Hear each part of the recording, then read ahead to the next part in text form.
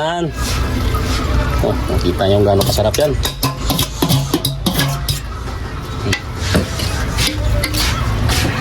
Ito naman yung ating menu ngayon. Hindi siya overload sa sangkap, pero overload din sa sarap. Hindi sa kagaya dati yung pag-birthday ng anak ko na ang daming sahog. Okay na to.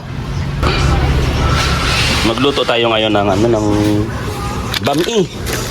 So tanghon at saka kanton ng gamitin. Ito yung sahog niya, may karne ng baboy, karne ng manok. Yung manok namin may marinate na yan. Yung may timpla na namin. Meatball sa atay. Yan ang sahog. Saka ito yung gulay, sausaw sa bagong mamaya. Medyo salad. Igisa na natin tong itong lamas niya.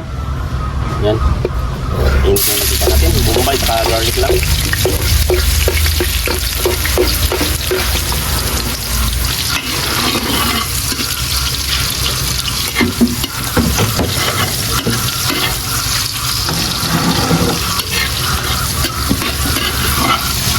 Ilagay natin yung karne ha.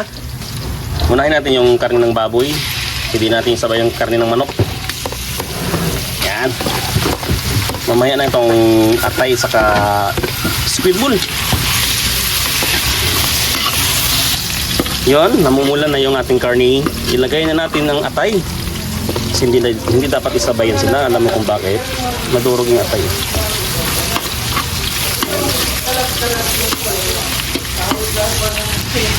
Isunod natin lagay ang squid ball. Saka titimplahan na natin. Lagay natin ng patis o tuyo. Patis kasi sa Bisaya to eh. Magic.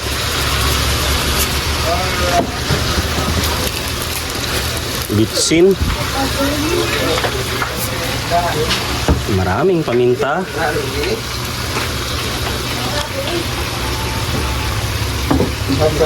Oyster sauce. Medyo marami yung oyster sauce natin ha. Ayan. Okay, kain natin. Mamaya konti, tubigan natin to. Kasi luto na yung mga karne niya eh. Ilagay natin yung gulay niya, igisa ko bago sabawan. Yan.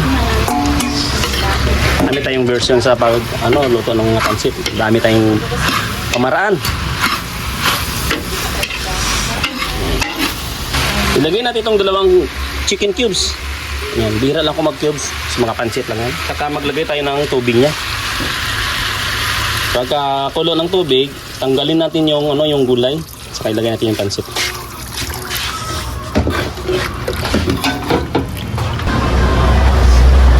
Tanggalin na natin yung gulay. Pag ganito na yung gulay, tanggalin natin ha kasi malata siya, pangit. Ilipat natin.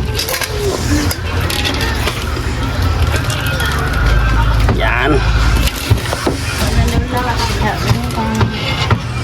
Long knife na. Ano ba ang mga bread? Lagay tayo ng cornstarch. Yan. Dalawang tayubong, dalawang pak.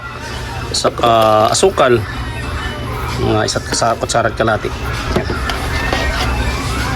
Ilagay na natin yung kanyang sutanghon. Tapos isunod na natin ng bihon kasi naano na yung sutanghon. Ang tawag yan na babad eh.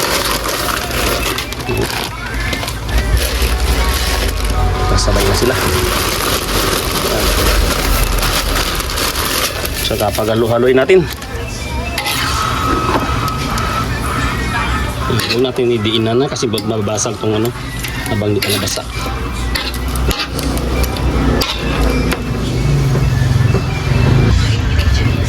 Ito na, nahalo-halo na natin. Pag medyo maluto na yung kanton, ilagay natin yung gulay yung kanina. Tinangin natin. Antayin natin ng konti. Mag-add lang tayo ng pesos.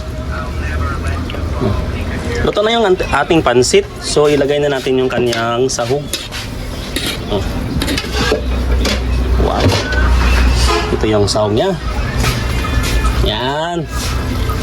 Nakita nyo gano'ng kasarap yan.